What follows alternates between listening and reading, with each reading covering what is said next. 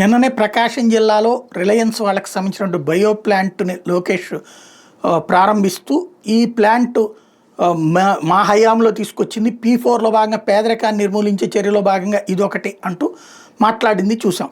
అయితే దానికి కౌంటర్ ఇప్పుడు వైఎస్ఆర్ కాంగ్రెస్ పార్టీ సాక్షి ద్వారా ఇచ్చుకొచ్చింది.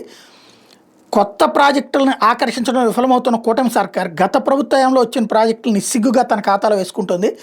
వైఎస్ జగన్ సీఎంగా ఉండగా రాష్ట్రంలో 100 కంప్రెస్డ్ బయోగ్యాస్ యూనిట్లను ఏర్పాటు చేసేలా ఒప్పందం కుదుర్చుకోవడమే కాకుండా తొలి దశలో 8 యూనిట్లకు శంకుస్థాపన కూడా చేస్తే ఇప్పుడు వాటిని కొత్తగా తామే తెచ్చినట్టు కూటమి ప్రచారం చేసుకుంటుంది.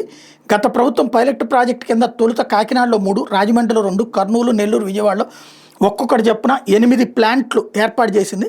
సుమారు 1920 కోట్ల పెట్టుబడితో 302 ఎకరాల్లో నెలకొల్పిన వీటిలో ఉత్పత్తి సామర్థ్యం ఏడాదికి 1,05,500 టన్నులు, 70,000 మంది రైతులకు ప్రయోజనం కలుగుతుందని గత ప్రభుత్వం ప్రకటించింది. విజయవాడ సమీపంలోని కంచికిచర్ల మండలం దొనబండ, తూర్పుగోదావరి జిల్లా కాపవరం వద్ద CBG ప్లాంట్ల నిర్మాణ పనులు శరవేగంగా జరుగుతూ ఏడాదిలోనే ఉత్పత్తికి సిద్ధమవుతున్నాయి. వాస్తవ పరిస్థితి ఇట్లా ఉంటే కూటమి సర్కార్ తన అనుకూల పత్రికలు సోషల్ మీడియా ద్వారా ఈ ప్రాజెక్టుని మంత్రుల్లోకి తీసుకొచ్చినట్టు భారీగా ప్రచారానికి శ్రీకారం చుట్టాయి.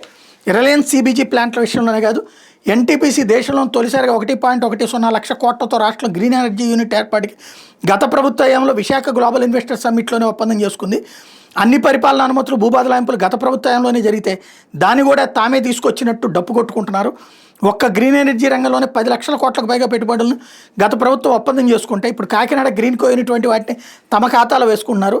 వైఎస్ జగన్ దావోస్ పెట్టుబడుల సమావేశంలో పాల్గొని Arcelor Mittal group CEO Aditya మెట్టల్తో సమావేశమయ్యారు. ఆయన ఏపీలో పెట్టుబడులకు ఒప్పించారు, కానీ ఒక్కసారి నేరుగా కలవకుండానే ఒక్క ఫోన్ కాల్తో అనకాపల్లి స్టీల్ ప్లాంట్ను తామే తీసుకొచ్చామని చెప్పుకోవడం చంద్రబాబు, లోకేష్కి తప్ప ఎవరికి సాధ్యం కాదని అధికారులు ఆశ్చర్యపోతున్నారు అన్నట్టు వార్తని హైలైట్ చేశారు.